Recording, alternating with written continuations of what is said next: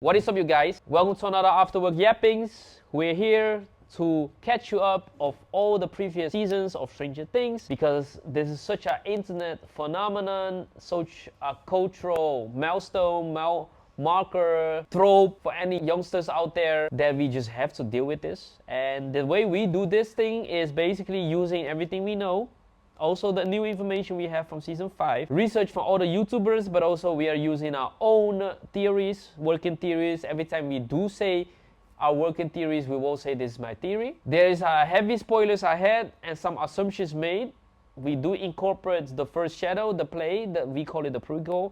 We refer the Mind Flayer as MF, which is the big bad still in our book. And we recognize 7 worlds. In summary, it's gonna be the right side up, the real world, the upside down, the kind of the bluish world with all the vines and slime. The void, where it's black and basically where Eleven uses to find people, or Henry Krill, because they use the same technique. Then we have the Dimension X, which is the yellow world where the rocks are flying and the original, well, when we first originally encountered MF. Then we have the Hellscape, which is kind of in between worlds, kind of the, well, you're just screwed if you end up there, so don't be there.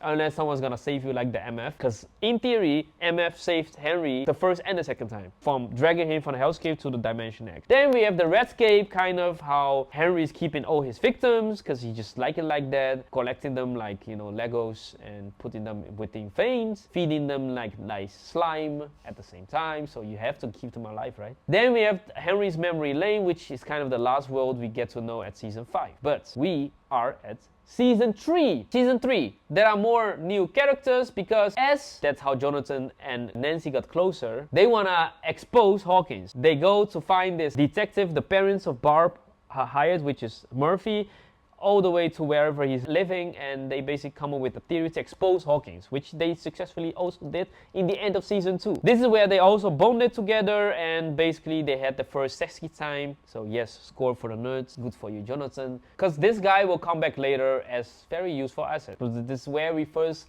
get introduced by Murphy, and I really can relate because he just drinks vodka like it's water. No, literally when I'm watching this episode, I'm like, bro, that's just me. This is me. This is how I would do it. I would tell the kids like, yo, you just like do it, you know, like what the hell are you guys doing? So I really can relate with Murphy. So season 3, we get to know Murphy a little bit more. Erica gets a bigger role. This is where the sister of Lucas becomes this annoying know-it-all nerd, but then in disguise. Because she plays this like cool, sassy, bratty little sister of Lucas, but she's actually a huge nerd because she's super good with numbers, and she also likes the trope of the Dungeons and Dragons and some other stuff they were doing. Obviously, Steve now is still with a job because he's never no job. We are introduced with Robin. This is where Robin comes in, our lesbian bestie of Steve. In the beginning, we were led to believe that they have chemistry, or she's this cool girl that Steve just kind of have to deal with. Steve goes to abandon her through his Rolodex because he's going back to his old ways, being a fuckboy, so he's just going through a lot of girls, so much so that he kind of forgets everyone, single one of them. And then Dustin somehow has a girlfriend, Susie, and he has this new device, kind of a radio he made his own make.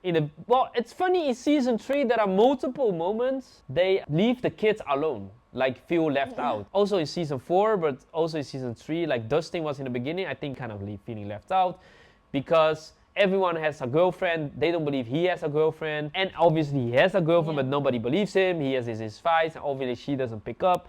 While trying to attempt to reach the girlfriend, they pick up this Russian signal. Obviously we're in the depth of Cold War, and the Americans really don't like the Russians, and the Russians really don't like the Americans. Also season 3, the scene starts in Russia. So what turns out is there's Russians in play, there is this huge mall, businesses are going out of business, small businesses, because everyone is going to the mall. This is a nice collective place where there's business, entertainment, everything, and the kids are there.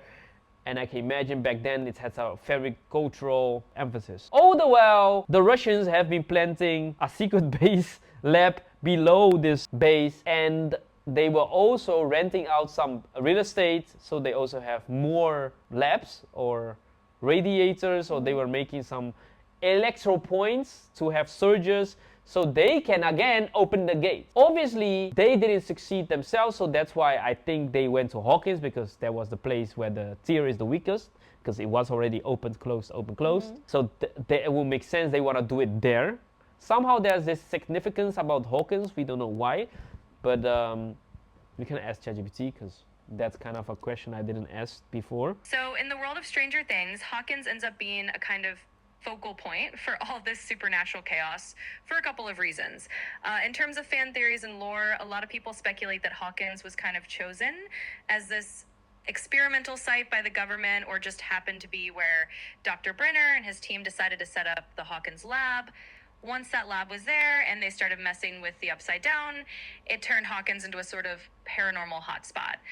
As for why the Russians got involved, well, in the show, the idea is that once these interdimensional experiments became known to other governments, the Soviets were basically like, hey, we want in on this mysterious power source too, and so they tried to replicate the experiment. They just kind of honed in on Hawkins because it was already the known epicenter. It wasn't just a random town anymore. It was a place where the veil between dimensions was already thin, so it made sense for them to kind of pick that spot to try to exploit it. So I remember now what happens in the first episode of season 3. The Russians did it in Siberia first, but it failed. Remember, the turbine exploded, which resulted that the one of the generals killed kind of one scientist, but then left Alexei, which is also a fan favorite. I love Alexei, because who doesn't love raspberry milkshake? I didn't even know that existed. Or what's Slurpees? No milkshake, what's Slurpees? They have raspberry Slurpees. I think it's just another word for soda, right? So he had 1 year to fix it, and that's why they moved to Hawkins, because I mean, if they did it once, we can do it again. So they use this major mall to use as disguise so they can import new energy sources for this radiator or whatever thing they are making to create, you know, the gate, but somehow it doesn't work, like multiple times it didn't work.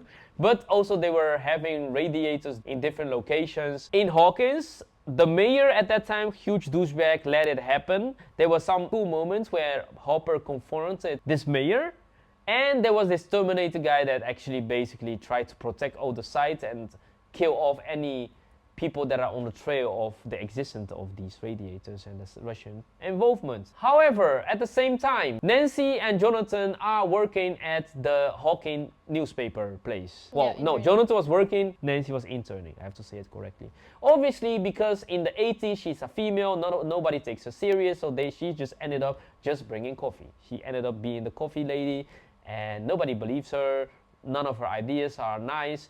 And then some night she gets this mysterious call. This lady says there was some paranormal activities about the rats. So she thinks like, hey, why the fuck not? Let's follow this lead as our intern. Somehow she uses a feminine charm to convince her lover, which is Jonathan. At this point, they're a couple. And yeah, so Jonathan's like, yo, we need this job. Come on, man. Let the guy earn some bread. But Nancy's like, yo, who the fuck cares? You know, we'll find another job. Who cares anyway? But Jonathan's like, you don't understand. I kind of need this for survival. We don't get it like that. Y'all rich, we're not rich. Kind of implied she's rich. Somehow she convinced him and they go on this trail to find this lady with crazy rats. Then, obviously, like season 1 starts where Will was wrong time and the wrong place, Billy is the wrong time and wrong place as well. He is also this lifeguard at this pool. Mrs. Wheeler kind of almost cheated with him on her husband, but yeah, that didn't happen, unfortunately, for the people that was trying to ship them together, because she deserves some action. By the way, the parents of Nancy and Holly and Mike, they're kind of the same age, apparently. Some people thought the dad was much older, Mr. Wheeler, but actually they were high school sweethearts. So she just decided to be a stay-at-home mom, and he just kind of the guy that basically makes all the money. Very well, they're kind of the nuclear family conservative representation of a conservative nuclear family, the Wheeler's house. And that's kind of a nice parallel. Every single character of the main crew of the 5 kids, they represent our household in the 80s, if you look at it closely. Because I mean, you have Lucas, who are kind of the non-white family, but they obviously have to overcorrect by being the more proper, dapper family, which you can see from the breakfast team. And that's why Lucas and Erica are always so smart and it's on top of everything. And you can see that from their family. The Wheelers are the rich, old money kind of conservative family. Then you have the broken up home, which is the Byers with Will. And what is Dustin actually? Just The living progressive with them, mom that yeah. actually lets him to do everything. And then 11 is obviously the orphan. Billy, the brother, obviously one day went off work and then just somehow ends up seeing things at the wrong time and crashed his car. At this point, also mouses, and you already see this early in the season, started to go a direction. All of the mice and the mouse and rats, they all went to a certain direction, to this deserted storage area, abandoned warehouse, not creepy at all. Somehow they target Billy. Okay, so in that mindscape, he's the most isolated, weak person, because that's kind of the theme of everything, because that's a feeding ground for MF, so not Vecna, MF to take power. And that's kind of a like curious thing, because what is Vecna doing all this time? Because season 1, he didn't do shit. Season 2, he didn't do shit. Season 3, he didn't do shit. It was all the MF doing everything. So why the hell then season 4 he's inserted? I think MF is then at that point has enough data on the real world, the right side up, that he now confidently is ready to enter the next phase. We talked about in season 2 and season 1, the whole theory is like this is a virus, it's wanna take over the host, but not only the host, the whole environment and then the whole habitat of the host. Basically in the end the entity will rule the whole dimension. Through the father of Brennan, Dr. Brennan, he already got the first taste that it's kind of a lot of new subjects for him to control. Through Henry Creel, he kind of get a sense that he can control somewhere and the plan is already put in motion. That's why Hawkins is kind of the target, because the initial seed that succeeded was Henry Creel and he was there, and so basically Hawkins. Then we have Will, our first target. Then somehow he tried to catch 11 by that outward manifestation of this flesh monster, because that was kind of the goal of MF flesh monster, to kill 11 or capture her, one of the two. You think kill or capture? Kill. Yeah, because she's kind of a whole thorn in their thigh, the nuisance that kind of impedes their progress the whole time, and someone that they couldn't control also. At this point, this guy is starting to see things because he's the weakest link, he's traumatized, abusive father, he does physically hit him. This kind of gives us explanation why in season 2 Billy is kind of this abusive to Maxime, which I really at that point felt really bad, because I get flashbacks from real life examples where siblings were really abusive to their younger siblings, because it does, again, that's why maybe Stranger Things is such a good TV show, because there are so many parallels to real life examples that actually happens, and they make it in a such tasteful way without being taboo to shed light on these dynamics that still happen to the day of today. So anyway, that explains why Billy is so abusive, because he's being abused. He started then being infected by the visions of MF. He starts to see things, crashes his car, and then somehow just wanders in this thing, because, you know, why the hell not? Let's go to the scary pot. And then basically there he is the first victim of this flesh monster, because he would eventually ended up as the flesh monster. Turns out, and that's my working theory, that MF in season 2 was infecting all those crops, remember, the pumpkins? All those mice and rats, they have been feeding on that as well. Because how did you explain that all of them will sacrifice themselves for the flesh monster? You could say, one could argue, MF is already at that stage of the game so strong that he could target all the small animals because they are weak. But then, you know, it doesn't make sense. It would make much more sense that in the half year, or I don't know how many times elapsed from season 2 and 3 in the TV show, I think half year or something. Yeah, something like that. Because it was in the summer. That the mice could feed on the whatever remained of the crops, and then this way they digest that thing, they get infected, they be able to control, and then they just need the right puppet to start the game. And when they found Billy, the weakest link, they set the plan in motion and have all the mice were already going while he already found. Kind of, that happened simultaneous, I think. As a viewer, you don't get the sense, but that happened simultaneous, I think, that when he found a target for his puppeteering victim, he also started to get the physical shape, because otherwise, how the hell do we eliminate this nuisance that's 11? So Billy gets taken, possessed, whatever. Nobody knows how, but I think he just got bit or whatever. All those mice sacrifice themselves by exploding to blood and matter, and then they basically come together and they become a bigger shape. This is the first outward manifestation in the real world of MF, and we see what the shape is, because that is kind of consistent. Because up until that point, one could argue these are just imagination by Will. None of us have ever seen the manifestation of MF yet. Right? Only like a shadow behind the tear. Remember season 2, that was kind of a cliffhanger. But yeah, so that happens. Obviously, because Billy's the first puppet, he then proceeds to recruit a hell a lot more, up into 30, 40 of them, like a whole army. Same point, Nancy, remember, she had a trail to follow to see the crazy rat. Somehow this rat escaped by exploding, and somehow that explosion infected the old lady. The old lady then proceeded to feed herself with fertilizers. She breaks the news, nobody believes her. The lady gets picked up by ambulance and goes to the hospital, but she was already for sure infected. Nobody believed her. Also, the people at the newspaper at that point, eventually the colleague of Billy, who was also a lifeguard, got seduced by him and then infected. This is the first time where 11, our teenage lovebirds, have their first fight ever. Because obviously the black guy Lucas told Mike to lie to his girlfriend, which he obviously can find out because hello, psychic. Which turns out to be the dumbest thing. So Hopper went to Joyce for advice like, hey, y'all just have to, you know, be less cringe and do more PG-13 things and not R-rated things, because we don't want that in our household. So they had Hopper scared him off like a good dad without confronting the daughter. Although the whole plan was to confront the daughter. Oh, also Hopper gets stood up by Joyce, by the way. Very core. The pain was felt right there. He finished the bottle as he should.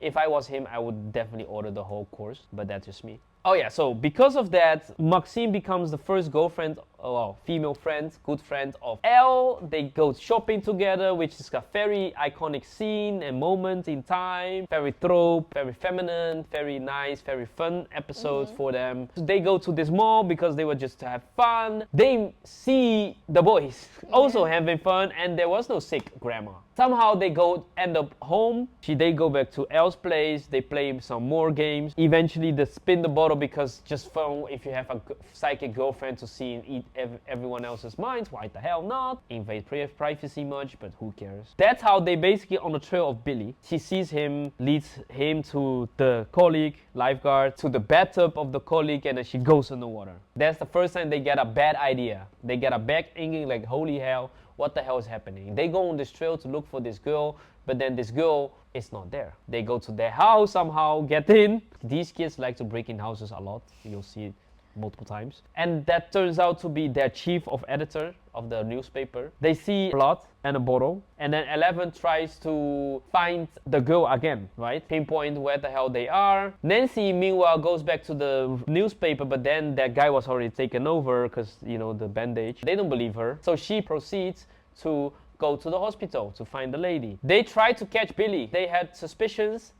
So the girls come to the boys, make up a whole plan how to trap him at the lifeguard's place in the sauna, and then they succeeded somehow. But at the same time, Nancy was at the hospital with this lady. This lady then goes crazy. MF sends people after her because she's also on the trail of whatever she thinks is wrong, so they don't want that, and they basically want to execute her. This is the first time we see how dangerous these things are, and they can just merge together into a body-shaped creature that has also a connected mind with the hive mind and cannot be killed. 11 eventually ended up there too, by the way, but we forgot how. Hopper is on the trail of all those basements, laboratories or power plants the Russians are making, and gets his ass beat. Well, he actually eventually beat the guy because they first went to Hawkins' lab and there was nothing there, obviously. But when they are trying to escape, he got beat by the Russian. Then they encounter him again in a basement. At the same time, Dustin, Steve, Robin, and Erica go on a whole side quest. So eventually they crack the code, what Dustin picked up, trying to reach the girlfriend, which exists.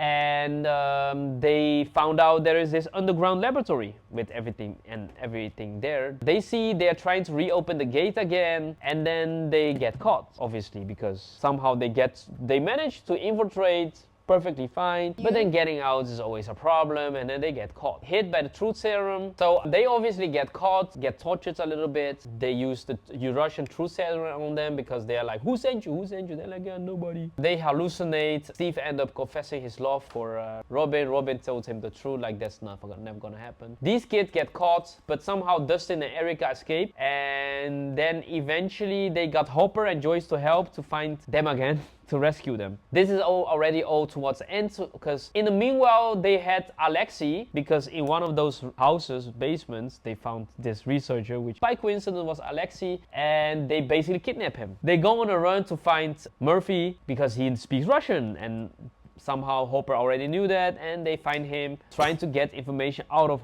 Alexei. Eventually Alexei knows he's also between a rock and a hard place, because either way he's dead, because no way the Russian believe him. He's getting released without telling them stuff, so he's either way dead. So he decided to help them, to tell what's up and how to disable this machine they are building below the mall. This is how Hopper and Joyce eventually ended up in the basement, thanks to the help of Erica and Dustin, because Dustin remembers how to get out but then also to get in. They go there. The kids are having problems with this monster, because the monster eventually get defeated somehow by Jonathan and Nancy, but 11 was also there somehow. After the episode with Billy, you know, trying to do the exorcism of him, and somehow he escapes successfully by beating the shit out of the kid. Literally, you see them like really get destroyed in a few hits. You already see how much difference there is between power levels, because Billy was so much stronger, even though he's kind of one puppet, he controlled by the half version of MF. And eventually they decide it is time, we're gonna fuck them kids, you know, fuck them up. They decide to melt every single person they caught. Everyone becomes a blob, and they all come together into a bigger monster. At the same time, there's this carnival happening because of the mayor, because he wanted to celebrate the mall, whatever it is. Russians come in a trail of Hopper. They kill Alexei, unfortunately, because Murphy thought it was nice to give him a normal time. He won this stuffed animal, which Murphy said was really difficult, but still he won. And, you know, like, everything is possible. And then he gets killed. They go after Hopper with more Russians. The big monster goes towards this building, but then eventually gets on the trail of the kids. They were all in the mall, because yeah, that's basically how they ended up together, because the Russians were following them and they were kind of trapped, because Robin, Steve were still trying to get away from the Russians, because yeah, they were just caught and then escaped. And Lucas and Mike, how did they get there? Because of Dustin, I think. Yeah, they Because were he all called, there. yeah, code red. 11 came, destroyed all the Russians to save the day, to meet with them. But then also at the same time, she was also bit in the leg, remember? Yeah. By the little monster, I think, right? Yeah, which was also breathing on her leg, which was really disgusting. Then this monster's like, yo, hey, patience is gone, let's go. I'm tired of waiting, let's fuck them up. Monsters start to like super speed, because apparently they can run like crazy, which seems really unlikely, but sure, why the hell not? It jumps on this roof of the wall, comes down, whole search starts. Somehow it cannot smell anything. You ever noticed that? It can only hear, also not see. So it's only on hearing. Somehow the kids, you know, like kind of get away. In their adventures, they collected some fireworks. They escaped from the hospital. They went to the store to Get the thing for 11. They found a whole bunch of fireworks. Lucas thinks this is a good idea to use. Then eventually Mind Flayer found the mall, because they are at the mall. Then it got in. It first tried to search for them. Anyway, so they tried to physically escape, because nobody can really fight that thing. And then that's where the firework came in. And at the same time, Joyce and Hopper, they're at the basement level, and Hopper encounters, well, Russians and the Terminator guy, who's also still on his trail. They fight. Then Joyce is left alone to use the 2 keys. Oh, by the way, they had to use the emergency line, which is Susie. They get to do a cute singing moment with Dustin, and she helped them figure out the code, because the code Alexei gave them didn't eventually work. They cracked the code, she saves the day, she exists. They were shocked, like, holy shit, what the hell, barbecue. Joyce managed to close because it was needed for them to both close it, and then because he was fighting with the Terminator guy, he couldn't get out. Everyone thinks he's dead. Yeah, but because that thing exploded, the door was closed and the monster died, because nobody defeated the monster. 11 went through Billy's memories, and she found out like about his mother. Yeah. His natural mother. And he almost killed her. He was fighting back with the MF. Yeah, so he gets killed. Maxime gets traumatized, becomes a trigger for season 4. He dies. 11 lives at that point, but at the same time, the scene goes to Hopper. They close the gate, thing explodes. Hopper somehow survived because the Russian took him, because he jumped off or something. The gate get closed, connection get broken, again everyone dies out. But then eventually they decided to move. Why? that was also the end of season 3. Yeah, because she thought Hopper is dead, and then she said like, well, I don't have anything anymore here, and she moved away with Jonathan, Will, and Eleven. Alright, so that concludes season 3. Thanks for watching, and if you have anything you wanna contribute or disagree, agree, comment down below. We are curious what you think of it, and I see you to the next episode.